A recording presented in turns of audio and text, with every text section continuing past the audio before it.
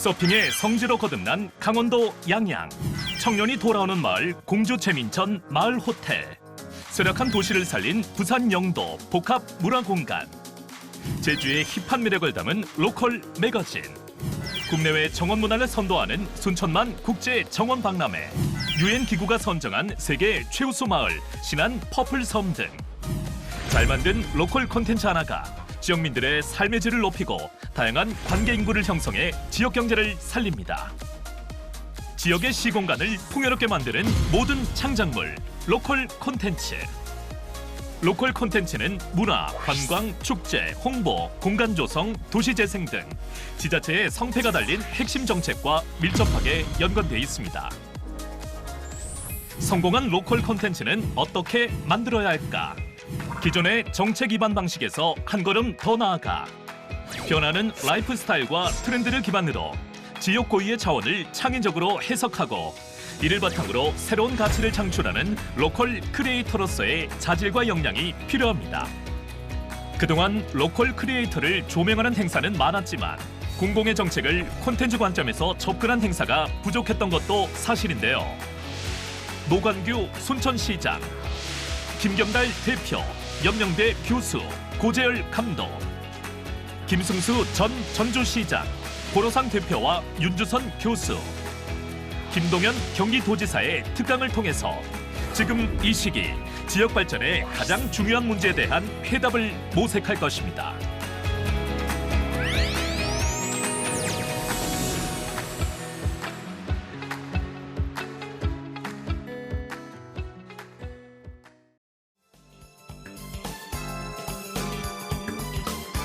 주식회사 퍼즐랩 대표 권호상이라고 합니다. 저는 충남 공주에서, 광주가 아니고 공주에서 만 4년 전에 공주로 내려와서요. 공주에서 작은 게스트하우스를 시작으로 현재까지 마을스테이라는 브랜드를 만들면서 일을 하고 있습니다. 그래서 제가 말씀드릴 내용은 처음부터 일개 개인 사업자가 할 수 있는 작은 비즈니스를 시작으로 해서 어떻게 하면 이것이 이제 점이 선이 되고 또 면이 되고 마을 단위 내에서 커뮤니티와 연결된 비즈니스를 할 수 있는지를 약간 시간의 흐름대로 자연스럽게 말씀드리고자 합니다. 그래서 지금 저희들이 이를테면 회사에 다니고 있거나 혹은 자영업을 이미 하고 계시거나 하는 분들하고 같은 입장에서 출발했다고 보시면 쉬울 것 같고요. 다른 분들보다는 좀 더 현장 사례에 가깝다고 말씀 먼저 드리도록 하겠습니다. 자, 그럼 이제 시작을 하겠습니다.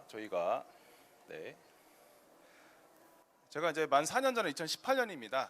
그래서 제 소개를 간단히 이제 드리면서 진행을 해야 될 텐데요. 저는 공주에 오기 전에는 경기도에 있는 산하기관에서 일을 하고 있던 공기업 직원이었습니다. 무려 15년 동안이나 일을 했었는데요. 어떤 일을 하는 회사였냐 하면 경기도 산하의 관광공사였습니다. 관광공사 직원은 현장에 가서 마을에 가서 어떤 일을 하게 될까요? 개별적으로 영업하고 계신 사장님들의 공간들을 서로 연결해서 관광 코스를 만듭니다. 그 다음에 관광 코스를 만들게 되면 거기를 방문하기 가장 좋은 고객들을 찾아서 손님을 보내주는 여행사한테 가야 되겠죠. 그러면 제가 주로 했던 일은 해외 마케팅이기 때문에 해외에 있는 여행사를 직접 만나러 가기도 했습니다. 근데 만나러 갈 때 여러분들 잘 아시는 경기도 내에 있는 주요 여행지들 뭐가 있을까요? 에버랜드도 있고 민속촌도 있잖아요. 그런 데 있는 영업 담당자들과 함께 팀을 꾸려서 현장으로 말하자면 말레이시아, 태국, 싱가포르 이런 데를 출장을 나가서 거기 현지에 있는 여행사들 직접 방문을 하면서 저희 동네에 이렇게 좋은 코스가 있습니다.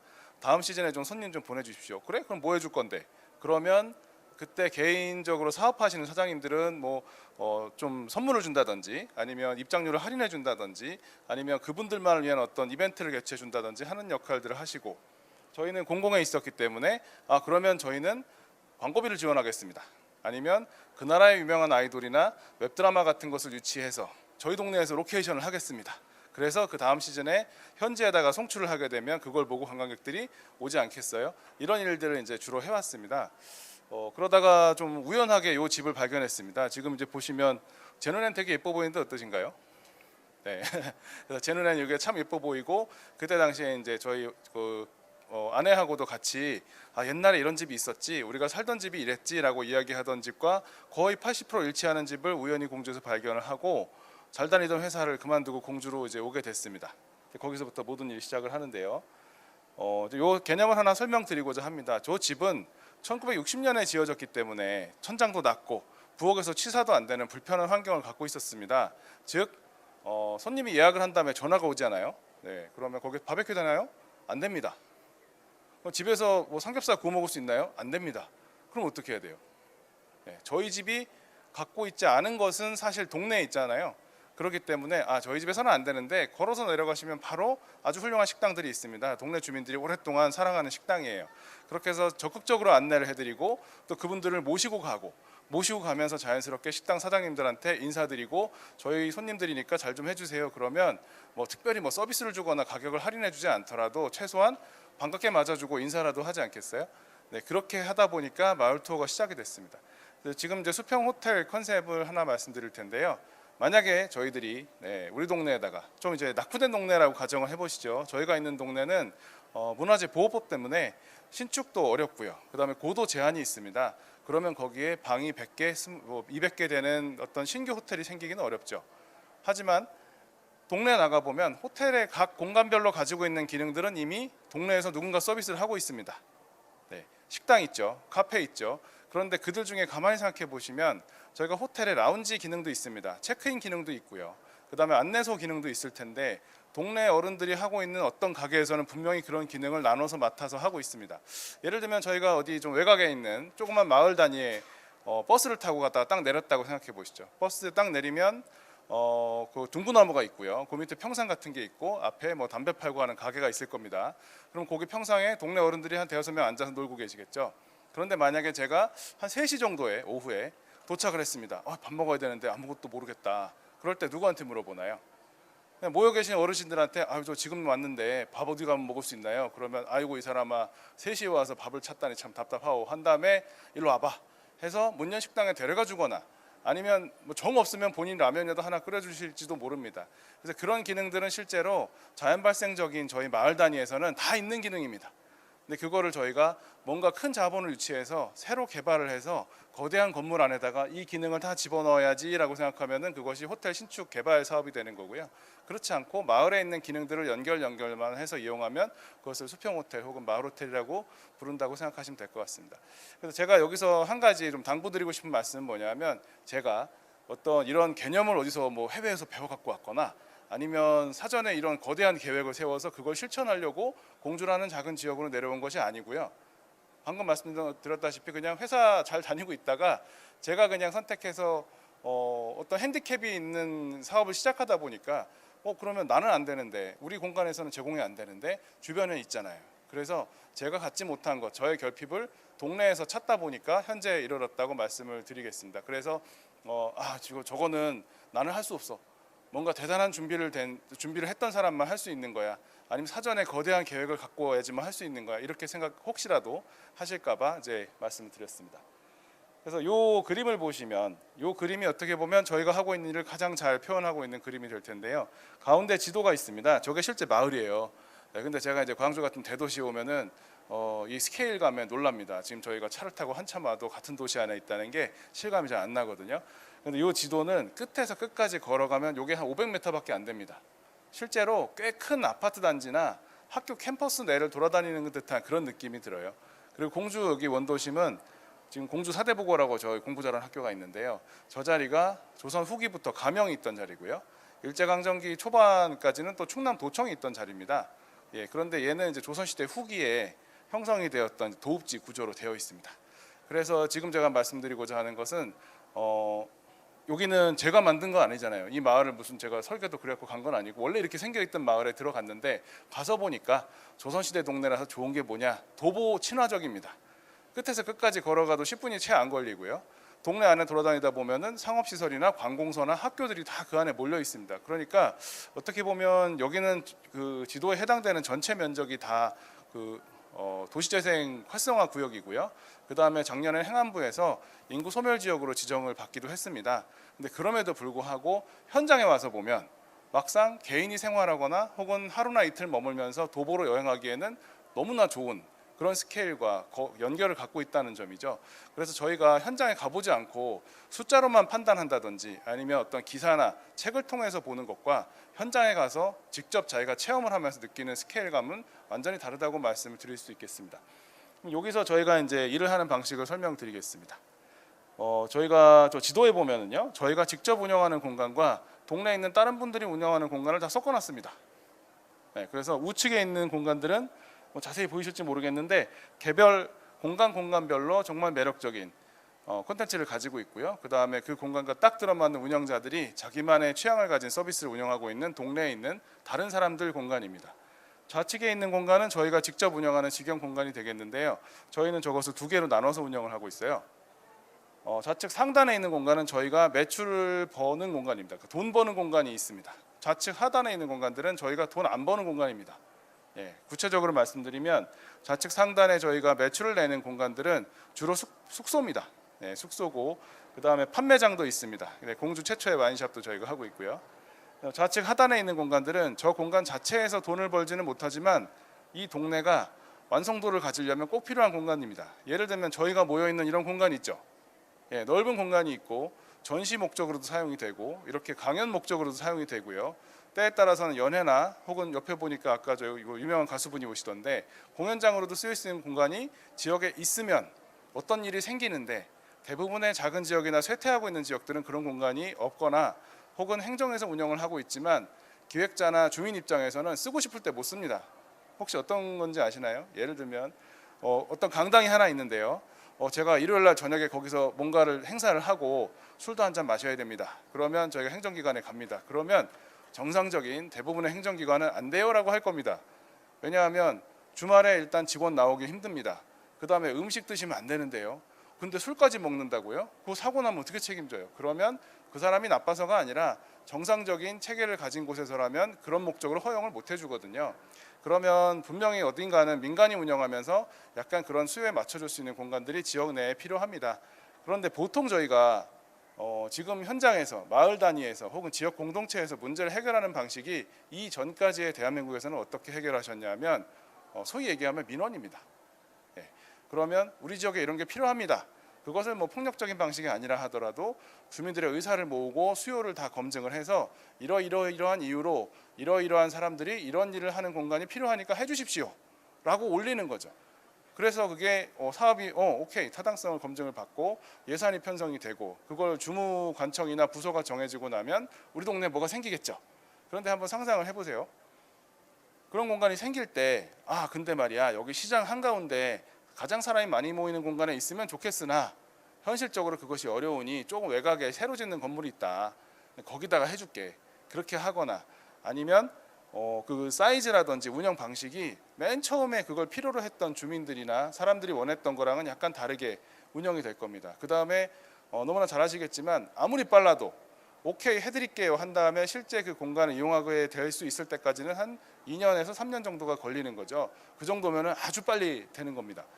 그래서 저희들은 보통 그래서 어떻게 하냐면 첫 번째 성격이 급한 것도 있고요. 그 다음에 두 번째는 이것이 가능한 이유는 동네가 침체했기 때문입니다. 그래서 저희들이 여기 좌측 하단에 보시면 코워킹 스페이스 모여서 같이 일하는 공유 오피스도 운영을 하고 있고요. 제가 월세가 안 비쌉니다. 그러니까 어느 정도냐면 구체적인 숫자를 밝히기는 어렵지만 저희가 만약에 독자적인 사무실을 빌린다고 해도 될 만한 금액이니까 조금 더 넓은 공간을 빌려서 사무실 필요로 하는 사람들 모여서 일하자 이렇게 만들어놨습니다.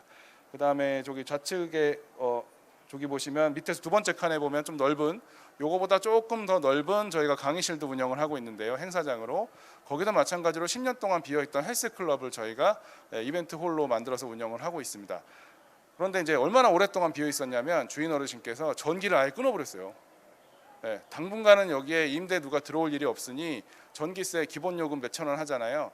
그거 내는 것도 아깝다 해서 아예 한전에다 얘기를 해서 전기를 끊어버렸습니다. 들어갈 때 저희가 전기를 연결하고 들어갔죠. 이제 그런 식으로 해서 저희는 지역이 갖고 있는 특성, 뭐 그게 좋다 나쁘다를 떠나서 봤을 때 임대료가 저렴하고 그 다음에 저희들이 또 성질이 급하고 특히 또 저는 공공기관에 있었기 때문에 이게 모두 다 좋은 뜻을 가지고 운영을 한다 하더라도 결과는 처음에 얘기한 거랑 다르게 나올 거라는 그런 이제 전망을 하기 때문에 그럼 우리가 하자. 그렇게 해서 최소한의 비용으로 해당 기능을 하는 공간으로 만들어서 운영들을 하고 있습니다. 그러다 보니까 화면에 지금 8개 공간이 나왔는데요. 그 사이에 또 뭐가 벌어져 가지고 한두 개 공간이 또 준비를 하고 있습니다. 어쨌든 저 정도까지는 제가 드리고자 하는 말씀은 개인이거나 아니면 한 개의 팀 정도가 지역 내에서 할 수 있는 정도까지가 아닌가 생각이 되고요.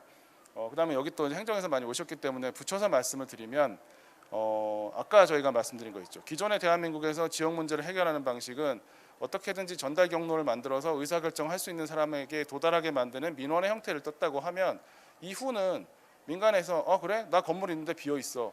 청년들 있어? 너희들 기획할 수 있지? 해볼래? 이런 식으로 해서 민간인들 사이에서 그 돌아가는 형태 최초의 모델 정도는 만들 수 있지 않을까? 그것이 저희가 생각하는 모습이고 그랬을 때 실은 행정이나 공공이나 혹은 주변에 계신 주민들이 자연스럽게 움직입니다. 저희가 가서 설득하거나 이거 이런 거예요 설명하거나 하지 않아도 쟤들 수상한데 처음에 저희들 건물주가요. 건물주 할머니께서 딴 사람은 모르겠는데 쟤네들한테는 임대 안 준다 이런 일도 있었습니다. 왜 그러냐 하면 이게 청년들이 이렇게 낮에 이렇게 몇 명씩 다니면서 저기 어르신 저희가 이 건물을 쓸라 합니다. 뭘 할 것이요? 그러면 이렇게 청년들이 모여가지고요. 여기서 뭐 공연도 하고요. 뭐 스타디도 하고요. 모임도 만들고 할 겁니다. 이랬더니 건물주 어르신께서 딱 어떻게 생각하셨냐면 쟤들 저거 사이비 아니야? 그래가지고 부동산 업자한테 나중에 따로 얘기를 하셔가지고 딴 사람은 모르겠는데 쟤들은 돈 더 준다 해도 빌려주지 마시오. 뭐 이런 일들도 있었습니다. 그런데 어쨌든 그렇게 사전에 설명하거나 설득하거나 동의를 구하고 이해를 구하는 그런 이제 기간도 필요하지만 실제로 이게 돌아간다 보여줬을 때 주민들이나 행정을 설득하기가 훨씬 쉬웠다. 그런 사례가 있기 때문에 저희는 그것을 기반으로 해서 훨씬 더 과격하고 훨씬 더 혁신적인 일들을 지역에서 해내고 있다고 생각을 합니다. 그래서 어쨌든 초반에 이거 오해도 많이 받았습니다. 왜 저거는 게스트하우스 한다는 놈이 지네 가게만 홍보를 하면 되지 온 동네 거를 다 홍보하고 다니고. 근데 저희가 가만히 생각해 보세요. 손님들한테 왔는데 저희는 불편해요. 식당이 없어. 그런데 옆에 있는 식당을 추천하려고 그러면 어떡합니까? 좀 더 좋게 말씀을 드려야 되지 않을까요? 여기 엄청 맛있는 데고요. 여기 일요일 날은 차 댈 데가 없는데 당신 운 좋은 줄 아시오? 운 좋은 줄 알아서 이거 줄 안 서고 먹을 수 있습니다. 내가 사장님 전화도 해줄게요. 이런 식으로 하다 보니까 우리 동네 그 업소들 좋게 설명해 주는 건 좋은데 수상하단 말이죠. 그래서 저희가 이제 공주나 또 이렇게 중부 지역의 특징이 있는데 절대 앞에서 대놓고 얘기를 안 합니다. 그래가지고 한 1년 지나서 제가 듣게 된 소리가 어떤 게 있었냐? 저거 정치하려고 그런다. 누가 데리고 왔다. 뭐 이런 얘기를 많이 들었는데 실은 다시 또 원점으로 돌아가면 저희가 모든 걸 다 갖고 있지 않기 때문에 저희 혼자 다 커버할 수 없기 때문에 오시는 손님 입장에서는 동네가 빠진 영역이 없이 기능적으로 다 구축이 되어 있어야 되잖아요. 그러다 보니까 옆에 있는 다른 가게들 열심히 소개하고 그 다음에 이 가게들 같이 만들 사람들 찾아서 데리고 오고 그 다음에 분명히 공공이나 행정에서 해줘야 되지만 누구도 하지 않는 것들 저희가 그냥 최소한의 비용만 들어서 하고 있다. 이것이 저희가 공주에서 하고 있는 마을 스테이라고 말씀드릴 수 있겠습니다. 그럼 끝나버렸네? 네, 그러면 안 되니까. 네, 그래서 이제 다시 강론으로 들어가서 자세한 내용들 얘기를 드리도록 하겠습니다. 그래서 어쨌든 저희는 이제 운이 좋았다라고 말씀을 드릴 수 있겠어요. 왜냐하면 저는 이제 그 게스트하우스 하나 가지고 어떻게 하면은 제가 회사에 있을 때보다는 예상되는 소득이 적을 거라는 건 확실히 알았는데 그래도 굶진 않겠구나 하고 이제 들어왔는데 그때쯤에 어떤 이제 흐름들이 시작이 됐습니다. 그래서 커뮤니티 비즈니스라든지 마을 공동체라든지 하는 일들이 있었는데 그때쯤에 이제 마을 호텔이라는 용어가 도시재생 쪽에서 이제 등장을 하게 되면서 기자분이 취재를 했는데요. 한 6개월 만에 취재 다녀가신 다음에 이게 이거 중앙지에 일면에 나와버렸네. 그러니까 저희는 그렇구나. 내가 하던 일이 이런 카테고리로 설명이 될 수 있구나라고 한 다음에 저는 또 이게 되게 수용적인 사람이라 가지고 그거 아닙니다. 이렇게 얘기를 한 것이 아니고 맞아요. 제가 하는 게 이겁니다. 라고 해서 그 안에서 열심히 또 빈 영역들을 채워오고 있었습니다. 또 한 가지 저희가 이제 코로나 이제 거의 끝났다고 볼 수 있을지 모르겠습니다만 코로나 때 저희가 특히 여행업 정말 고생 많으셨거든요. 그런데 이제 공주같이 기존에 외면받고 밀도가 낮고 사람들이 최종 목적지로 잘 선택하지 않던 지역이 있는데요. 이쪽들이 거꾸로 각광을 받게 된 일들이 있습니다. 이를테면 서울에서 재택근무를 해야 되는데 한번 상상을 해보시죠. 서울에서 어떻게 보면 자기 집에서 일하는 것보다 회사 가서 일하는 게 업무 환경이 더 좋습니다. 근데 회사를 못 나오게 하네. 재택근무를 하래요. 그러니까 내 집에 좁은 방에 이렇게 갇혀서 일을 하고 있다가 답답해서 안 되겠다. 동네에 있는 카페라도 나가자. 나갔습니다. 카페 가면 편하게 일하나요? 이미 다 거리두기 하고 있고 다 이거 마스크 하고 있고 음료 마시려고 조금만 내렸다가 전화 왔다고 이거 조금 늦게 올리면 다 째려보고 하잖아요. 그러니까 서울 답답한 겁니다. 그러면 대도시에 있던 직장인들이 어디로 갈까요? 사람들이 덜 찾는 곳을 찾아서 가게 됩니다. 그러면서 나왔던 게 워케이션이나 리모트 워크 같은 일들인데요. 그때 또 공주가 어떻게 선택을 받아서, 공주는 뭐 지금은 사람이 조금 늘었다라고 말씀드릴 수 있겠지만 코로나가 시작됐던 2020년 이때쯤에는 사회적 거리두기가 아니고요, 물리적 거리두기가 됩니다. 그냥 반경에 사람이 없어요. 예, 그래서 그런 자리에 와서 일주일씩 혹은 한 달씩 머물다 가는 분들이 늘어났었고요. 그래서 저희가 이제 코로나 기간 중에는 또 워케이션이라는 키워드를 물고 같이 들어갔습니다. 그러면서 저희들이나 혹은 주변에도 보면 코로나 때문에 무지하게 힘들어서 다른 데는 직원을 다 내보내거나 폐업을 하시는 분도 많았지만, 저희가 있는 공주 원도심 재민천 마을은 그러지는 않고 오히려 신규 창업이 이루어진다든지 일부는 매출이 늘어난다든지 그런 이제 좋은 효과도 있었던 곳입니다. 그리고 저희가 이제 경제 효과를 또 이런 게 있어야지 또 윗분들이 좋아하시기 때문에 이제 하나 만들어놨는데요. 처음에 제가 공간 하나 가지고 개인 사업자로 시작을 했었습니다만은 2019년도에 법인 사업자로 전환을 하고요. 만 3년 된 현재는 공간 8개 정도 운영하고 있고 한두 개 더 준비를 하고 있습니다. 그다음에 여기 35명 고용했다고 하는데요. 저것은 뒤쪽에 설명드리겠지만 저희가 35명 다 채용한 게 아니고요. 저희랑 같이 일을 나눠서 만들어가고 나눠서 하는 지역에 있는 파트너 팀들이 있습니다. 근데 원래부터 파트너가 아니고요. 우연히 공주에 와 보니까 옆에 보니까 잘한 팀이 있네. 우리랑 영역이나 지향점이 좀 다르네. 서로 일을 나눠서 맡고, 그다음에 저희가 할 수 있는 캐파가 100이라고 하면 한 200, 300대는 일을 막 받아옵니다. 왜냐? 우리 동네에 설계 잘하는 팀이 있고요, 시공 잘하는 팀이 있고요, 디자인 잘하는 팀, 영상 잘하는 팀이 우연히 한 동네에 있게 됐어요. 그러다 보니까 저 사람들 할 수 있는 분야까지 저희가 아예 그냥 염두에 두고서 일을 받아와서 지역 내에서 나눠서 해버리는 겁니다. 그래서 한 팀 정도가 지역에서 이제 사이즈가 큰 일들을 하게 되니까 지역에 있는 다른 팀들이 거기에 동반해서 성장을 하게 되고요. 예를 들면 저희가 영상팀이 하나 있었는데 공주 대학교 출신 팀입니다. 대학교에 있는 거기 그 보육센터에서 1년을 다 채우고요. 이제는 공주 안에서는 일거리가 없으니까 천안이나 대전 같은 대도시로 가야겠다 마음을 먹고 있다가 아까 저희가 만들었던 공유사무실에 입주를 하게 됐습니다. 그러면서 저희들은 또 영상 잘하는 팀을 찾아 헤매고 있었기 때문에 같이 일을 하면서 사이즈가 커지게 됐습니다. 그래서 지역을 떠나려고 했던 팀들이 떠나지 않고 지역에 안착하게 되는 사례들이 늘어났고요. 그 팀들이 채용한 인원을 전부 다 합치면 35명 정도 된다. 이게 대도시 기준으로는 별거 아니라고 생각하실 수 있겠지만, 제가 공주에 처음 왔던 2018년도에는 진짜 20대에서 40대 사이 사람이 지나가잖아요. 그건 놔둬요. 근데 지나갔다 다시 오잖아요. 그러면 전부 다 뛰어나갔습니다. 왜냐? 이 사람 분명히 지역에서 뭔가 일자리나 가게 하려고 왔나 보다. 일로 와봐. 가게 찾아줄게. 도와줄게. 당신 뭐 하는 사람이야. 이렇게 정말 청년들이 신기할 정도, 청년들이 왔다 갔다 하는 게 신기할 정도인 지역이었는데 지금들은 실은 청년이 많은 지역이 또 돼버렸습니다. 그다음에 이제 저희가 지역에서 일하시는 분들한테 항상 중요하게 말씀드리는 게, 내가 직접 카운트할 수 있고요, 내가 직접 컨트롤할 수 있는 고객의 숫자가 되게 중요합니다. 그런 의미에서 어떻게 보면 저희가 숙박으로 시작했던 것이 아주 효과적이었다라고 말씀드릴 수 있습니다. 왜냐하면 저희가 숙박 손님한테 안내하잖아요. 손님이 물어보죠. 이 동네 식당이 어디에 괜찮아요? 이 동네 카페가 사진 잘 나온 데가 어디예요? 그래서 주인이 두세 개 추천해주면 대부분 그 안에서 가게 됩니다. 그래서 이걸 저희가 예를 들면 손님을 조종하자든지 무슨 지역 내에서 어떤 흐름이나 동선을 만들어서 나랑 친한 데만 보내준다든지 그런 의미가 아니라 숙박을 하게 됨으로써 거기서 정확한 지역 정보가 전달이 되고 손님들이 찾고자 하는 정보를 충실하게 전달만 해도 이분들이 차 타고 그렇잖아요. 차 타고 15분 20분 나가면은 그 관광지 유명한 데 많은데, 그게 아니라 우리 동네 우리 이웃이 하는 가게 매출 늘리려면은 우리 동네 다 있어요. 여기 커피 정말 잘해요. 여기 갤러리가 있는 거 모르셨죠? 갤러리도 갑시다. 이렇게 얘기를 하면 동네에서 사람들이 체류를 하게 되고 돈을 동네에다 떨어뜨리고 가게 되는 거죠. 그러면 수상하긴 하네요. 저 사람이 왜 저렇게 하나. 근데 어쨌든 저희가 부족한 걸 채우고 또 이제 그 이후에 말씀드릴 걸 먼저 말씀드리면, 지금 저희가 관광 목적지로서 사람들이 어디를 가느냐는 거죠. 그럼 예전에는 저희가 지금도 사실 진행 중이긴 합니다만 지자체에서는요 항상 랜드마크를 만들려고 했습니다. 저희 그 폐 철도선에다 만드는 거 뭐죠 그거? 레일바이크 맨 처음에 기억하실지 모르겠는데 전국에 한두 개밖에 없었어요. 그때는 그 레일바이크 때문에 그 지역을 갔습니다. 그래서 지금은 모든 지역에 폐선로가 있는 데는 다 있어요. 그 다음에 또 저희 출렁다리 있죠. 제가 충남에 내려갔더니 첫 해에는 전국에서 가장 긴 다리가 청양이래요. 그 다음에 가다니까 제일 긴 다리가 예산이래요. 이런 식으로.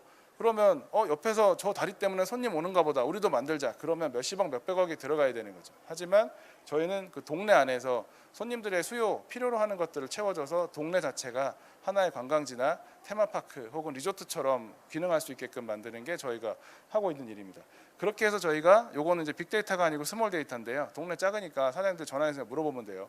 저희 집에 숙박비로 10만 원 내는 손님이 동네에다가 최종 전체적으로 쓰고 간 돈이 얼마냐 했더니 한 3.3배 정도 된다는 것을 저희가 뭐 데이터는 없습니다만은 이제 물어보면 근거는 있는 거죠. 뻥은 아닙니다. 어쨌든 그래서 저희가 작년에 매출 한 7억 정도 했는데 동네 전체에다가 그러면 손님들이 쓰고 간 금액의 총액은 한 23억 정도 될 것이다. 그러면 또 다시 한번 말씀드리고 싶은 것은 뭐냐면 일개 개인이나 한 개의 팀 정도가 지역에다가 미칠 수 있는 영향이 이 정도까지는 된다라고 말씀드리겠고요. 한 동네에 이렇게 움직이는 팀들이 여러 개 있으면 그 동네 어떻게 될까요? 예상되는 것이 신규 창업을 누가 하거나 아니면 누가 여기 괜찮으니까 이주를 해오자 그렇게 예상이 되시죠. 그런 일들이 현재 저희 동네에서 벌어지고 있습니다. 예를 들면 지금 청년들이 저희 동네에 있는 회사에 취업을 하거나 창업을 하려고 이사 오는 팀들이 꽤 많거든요. 그러다 보니까 청년들이 들어갈 만한 월세방이 없습니다.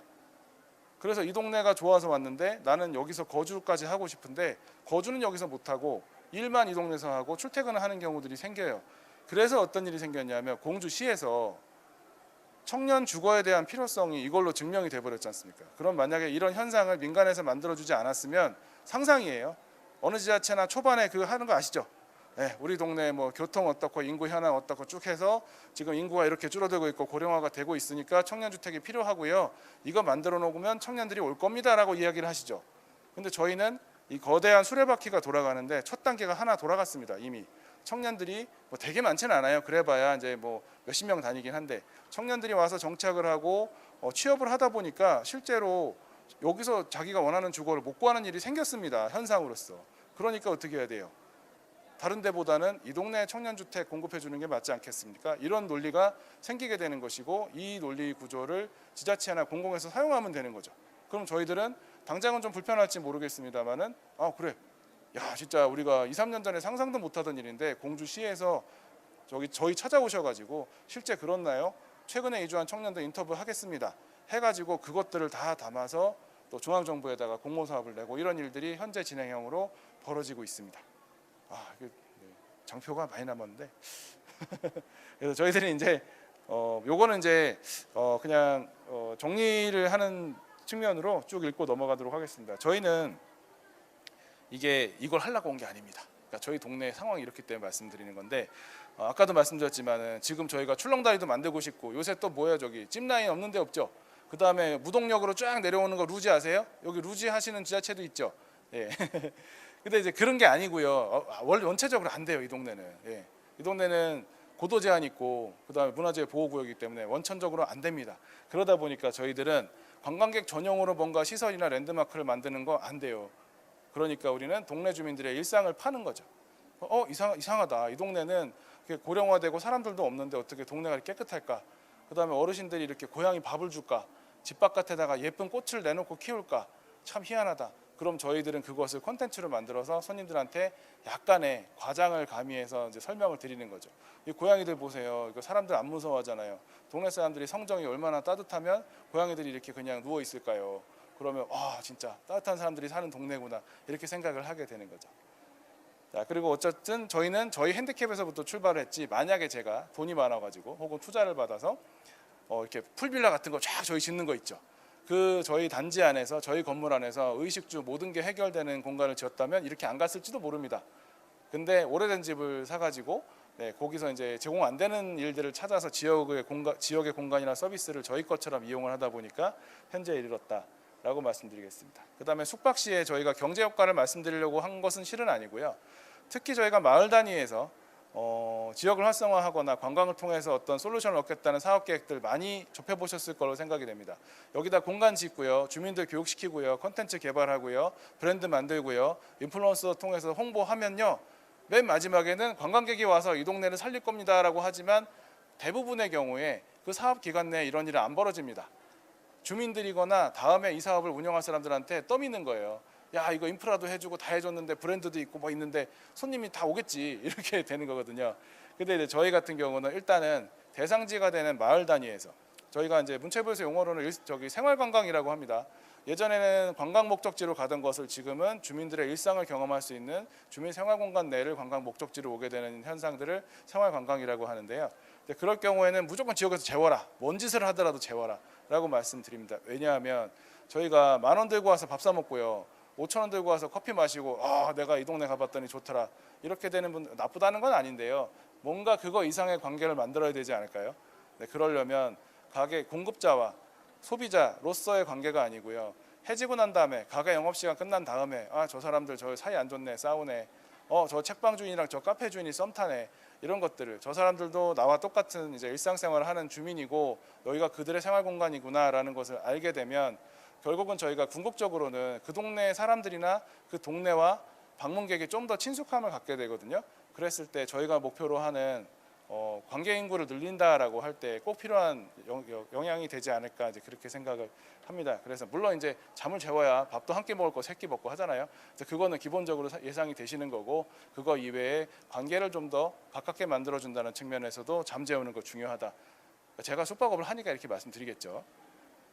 자, 공간을 이렇게 보여드리겠습니다. 아까 말씀드렸지만 이거 무슨 누군가 만약에 전국의 아름다운 중소도시 만들기 대회를 하자, 메타버스에다 만들자 하면 이렇게 만들 것 같습니다. 저라도 조그만 천을 따라서요, 뒤에 배산 임수로 돼서 옛날에 관공서 있던 도읍지 형태를 띠고 있고, 공산성과 무령왕릉, 그 다음에 바로 블록 하나 건너가면은 공주 산성시장, 또 바로 블록 하나 건너가면은 옛날에 동네마다 그런 거 아시죠? 개도 돈 물고 다녔다 하는 그런 이제 북적북적했던 골목이 있고요. 또 이제 블록 하나만 건너가면 저희들이 활동하는 약간은 고즈넉하고 밀도가 낮은 마을이 나옵니다.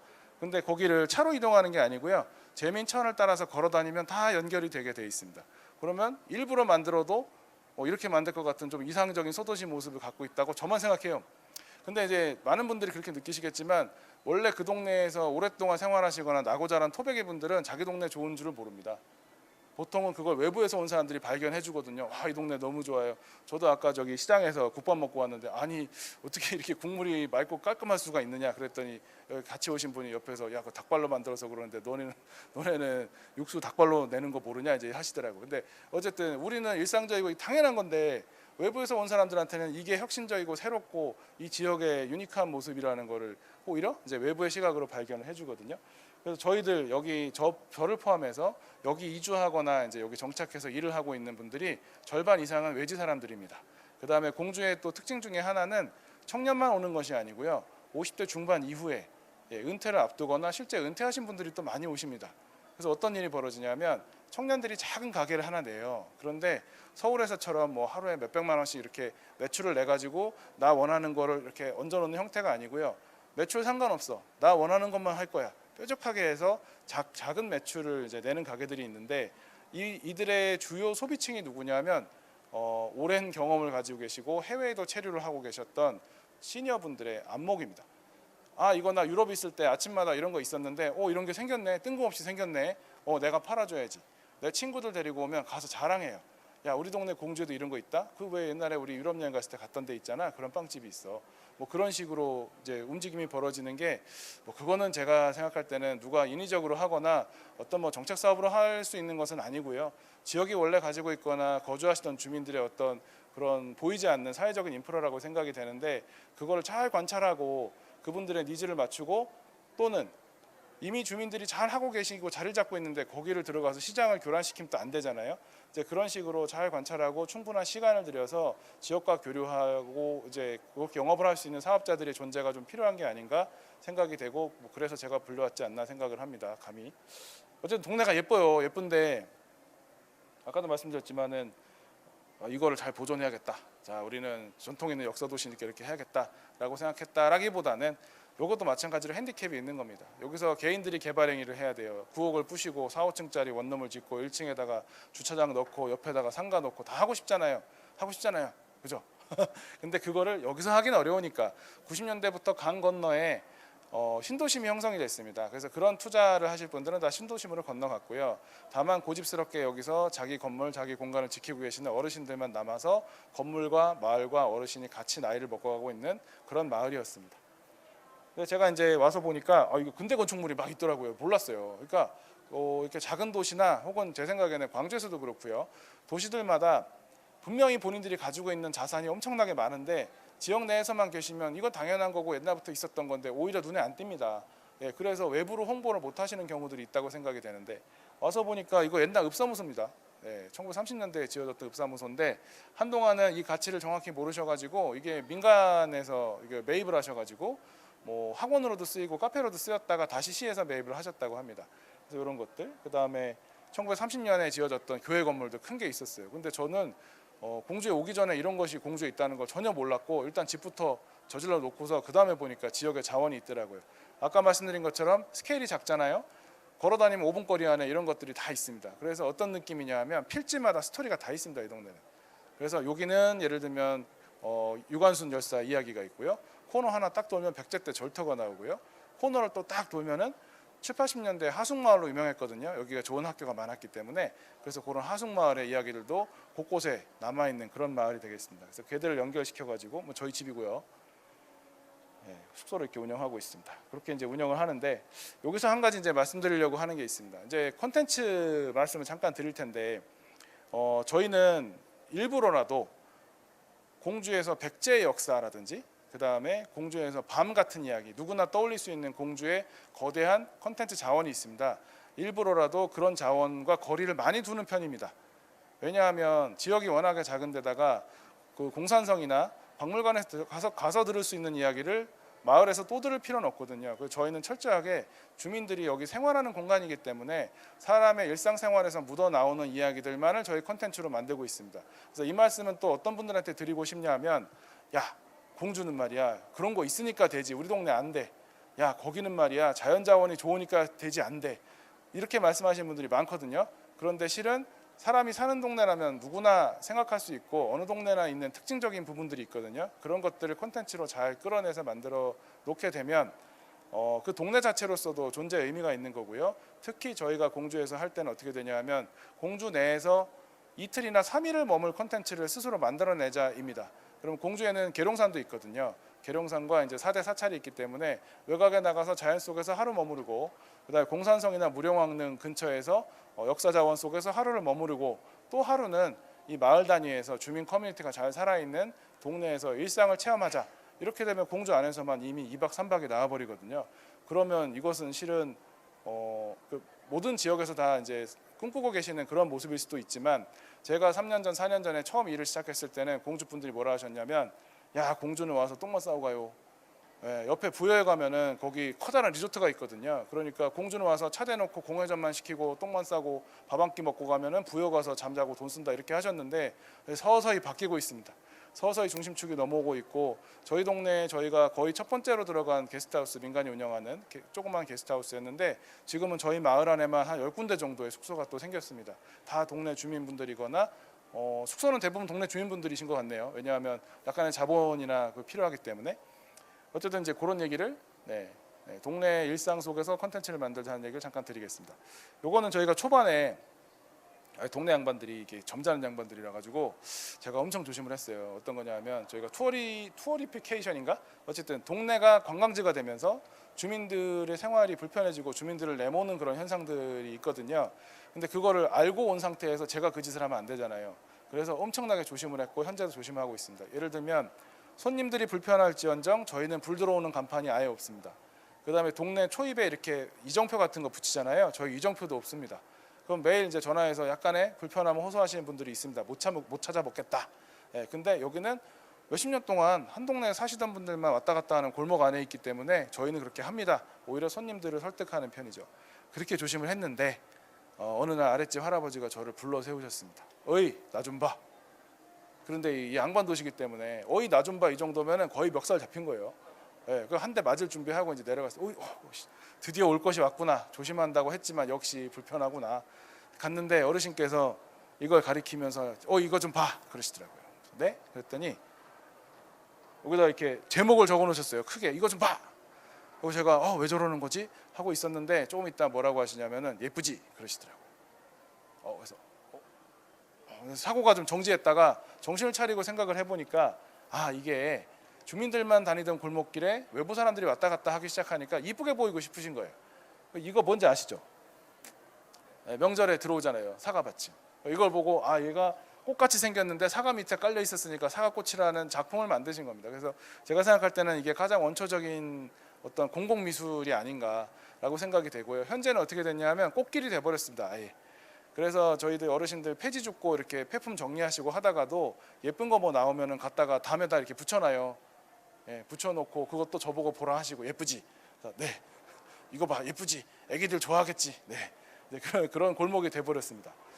제가 이제 동네 돌아다닐 때 손님들한테 이것만 보라고 합니다. 그러면 이게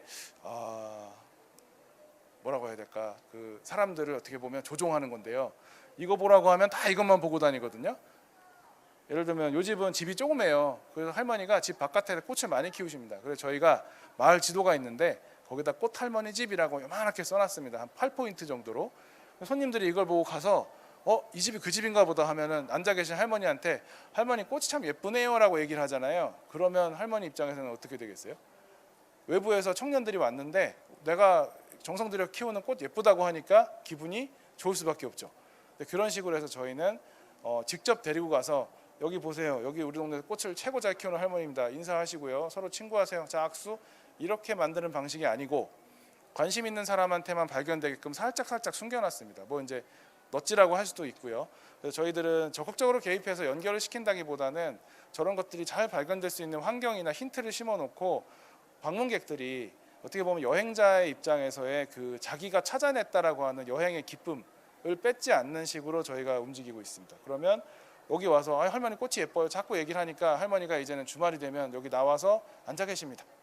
네, 왜냐하면 저기서 젊은 사람들이 오네, 애기 데리고 가족들이 오네. 그러면 당연히 나한테 꽃이 예쁘다는 얘기를 할 것 같아. 서로 간에 기대를 하고 한편으로는 주민들도 학습이 되는 겁니다. 그러니까 외부에서 왔을 때 이런 것에 관심을 가질 수 있구나. 그럼 나는 이거를 이거 뭐 늘 하는 건데 뭐 하는 게 아니라 이 꽃은 맨드라미야 처음 봤지. 실제 지금 맨드라미라는 꽃을 실제 생활에서 처음 본 그 어린이들이 많더라고요.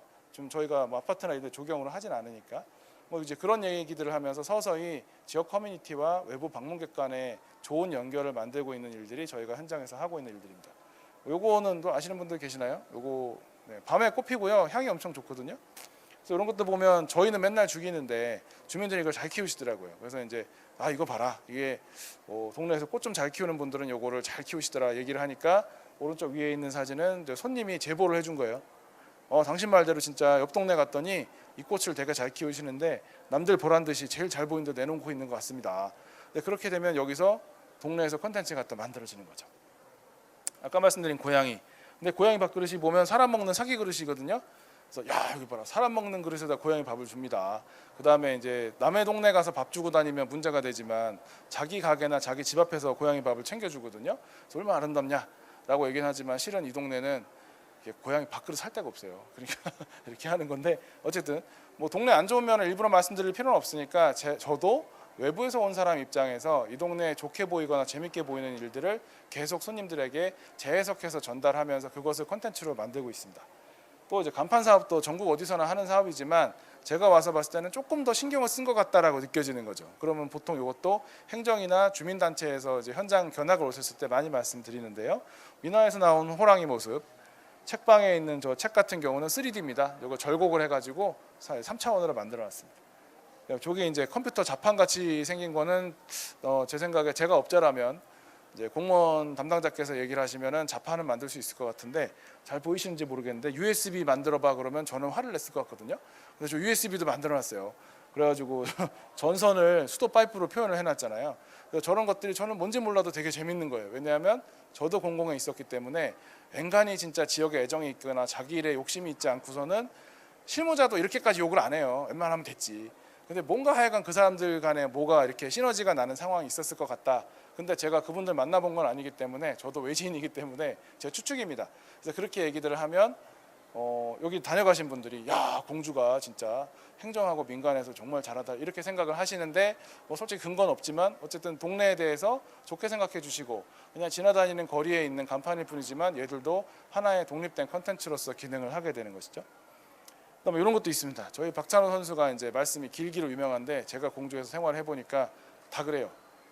그래서 왜 그런가 봤더니 좌측에 있는 걸 한번 보시면 대놓고 얘기를 하기가 싫습니다. 내가 악역을 맡기가 싫은 거예요. 주차금지라고 얘기를 해버리면 될 것 같다가 이렇게 구구절절히 풀어서 써놓으셨습니다. 운전에 자신이 없으면 뭐 어쩌고저쩌고 하시고. 근데 반면에 또 한마디로 촌철살인으로 딱 전달하는 방식도 있는 겁니다. 그래서 실은 근데 이거는 사람 사는 동네라면 이런 거 다 찾을 수 있습니다. 좀 특이하거나 유니크하게 생활하시는 분들 많잖아요. 동네 가면. 그래서 그런 분들 내용들을 폭력적이지 않은 연결을 통해서 지역 콘텐츠로 다 만들 수가 있다는 얘기를 구구절절 드린 이유가 뭐냐면 우리 동네 랜드마크 없어요. 콘텐츠 없어요.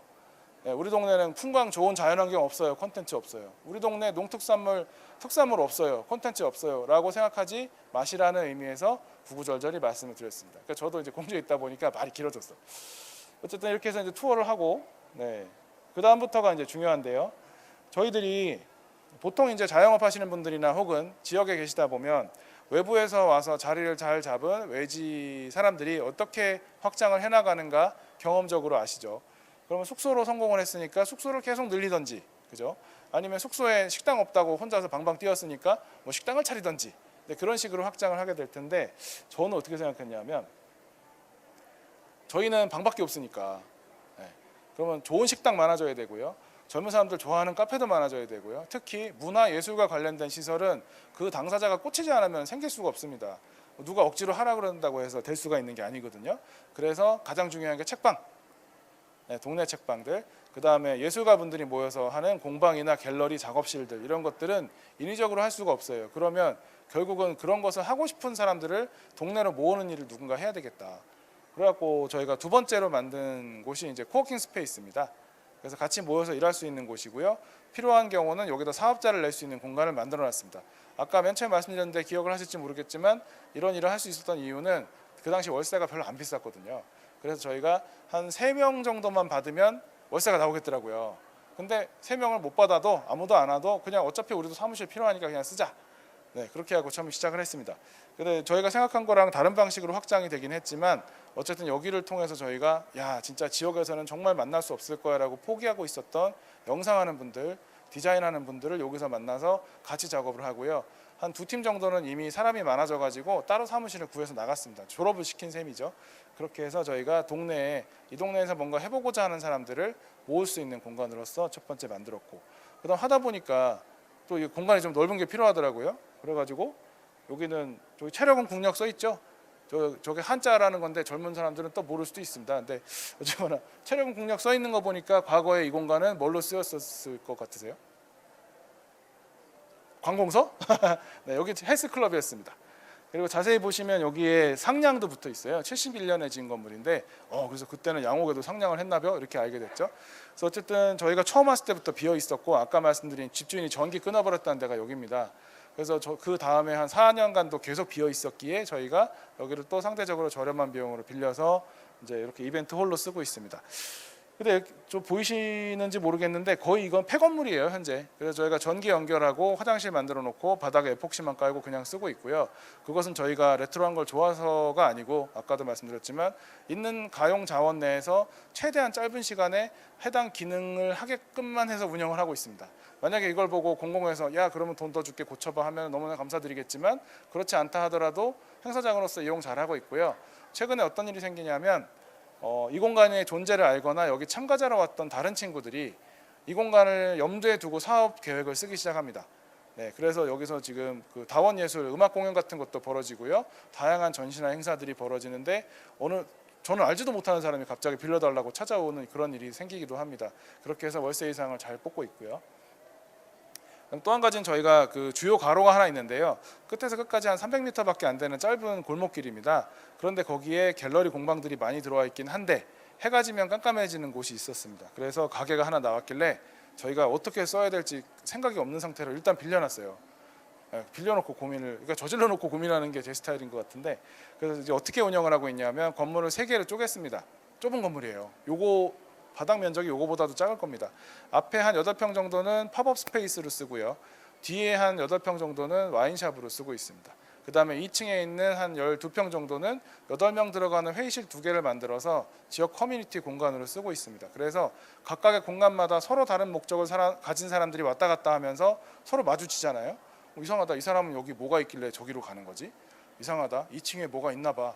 그래서 여기를 이용하는 사람들끼리 서로 여기서 마주쳤을 때 또 다른 대화가 발생하고 서로 궁금증이 생기게끔 설계를 했습니다. 이게 이제 뭔가 질러놓고 하니까 되네 이렇게 돼서 지금 큰일 났습니다. 그래가지고 요거는 이제 지역에서 저희 활동을 유심히 지켜보시던 지역 어르신이 10년 무상 임대로 빌려주었습니다. 그래서 공주에서 최초로 지어졌던 여기는 노인회관인데요. 얘가 생기게 된 계기도 특별합니다. 일제강점기에 공주에서 태어났던 일본 분들이 계시잖아요. 근데 이분들은 초등학교까지는 공주에서 나왔는데 해방이 되면서 본인의 의지와 상관없이 일본으로 다시 돌아갔습니다. 그래서 이분들이 이제 나중에 사회적으로 성공하고 경제적으로도 안정이 되신 다음에 지속적으로 공주를 찾으셨거든요.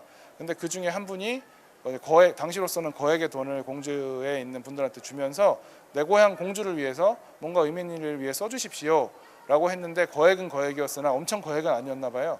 그래가지고 언덕 위에다가 왜 노인회관이 왜 언덕 위에 있지 생각을 했었는데 돈에 맞춰서 아마 구입을 하신 것 같습니다. 그래서 75년에 처음으로 지어졌던 노인회관이 이제 최근까지 운영이 되다가 평지에 넓은 노인회관을 지어서 이사를 가면서 이게 이제 비어 있었어요. 그래서 그 와중에 개인한테 이렇게 매각이 돼서 소유를 하고 있던 분이 너희들이 써라 그래가지고 10년 무상 임대를 주셨습니다. 그래서 어떻게 이런 일이 있나, 우주의 기운이 공주로 모이고 있나 보다 했는데 막상 하려고 보니까 이게 평수가 한 60평 되거든요. 2층에. 그러니까 이게 들어가는 비용이 장난이 아니더라고요. 그래서 이제 또 저희가 비슷한 짓을 하는 거죠. 아까 저희 폐가 성공을 나름대로 했잖아요. 그래서 얘도 최소한의 리모델링만 하고 여기서 뭐 재밌는 거 할 사람 모여라 해가지고 10팀 모아서 한 달 동안 쿠킹을 해서 뭔가를 했습니다. 그리고 다 돌아갔습니다. 아직은 아무 일도 안 생겼는데 저희가 기존의 사례를 가지고 확신을 가지고 있는 것은 분명히 여기가 비어만 있던 곳이 이렇게 운영이 됐으니까 또 다른 누군가가 여기서 자기의 상상을 지금 하고 있지 않을까, 언젠가 나타날 거라고 생각을 합니다. 일단 넘어가고 그다음에 여기까지 해서 저희가 요 얘기를 이제 1차 마무리를 하려고 하는데요. 공주에 지금 저기 광주에도 저희가 동네 책방이라고 불리는 개인들이 운영하는 자기의 취향이 잘 드러나는 책방들이 여러 개 있는 걸로 알고 있습니다만은 공주에 저희가 활동하고 있는 그 작은 마을 안에 동네 책방이 무려 9개가 있어요. 네, 근데 다행히 현재까지는 책방 주인들 간에 이렇게 그 취향이 많이 겹치지는 않아서 이쪽 책방에 갔으면 여기는 이 분야가 없네. 그러면 옆에 책방에 가고 또 책방을 이렇게 순례하게끔 코스도 만들어지고 있는 그런 아직까지는 좋은 환경인데요. 책방 주인들끼리도 친합니다. 그래서 언제 한번 몇 명이 모여가지고 이야기를 하다가 야 그런데 말이야 맨 처음에 2019년도에 그 저희 숙소에 손님으로 왔던 분이 개업을 했거든요. 만약에 그분이 그때 책방을 열지 않았으면 지금 책방이 9개가 아니라 몇 개일 것 같니? 이런 얘기를 했습니다. 했는데 결론은 예상하시겠지만 빵개일 거다. 네. 그래서 저희가 뭐 서울이나 뭐 대도시에서는 좀 다르겠습니다만은 저희가 작은 지역에서 그 다음에 어떤 답이 안 나오는 지역에서 생각만 하는 사람은 되게 많아요. 그런데 누군가 먼저 처음 저지르지 않으면 다음에 아무 일도 안 생깁니다.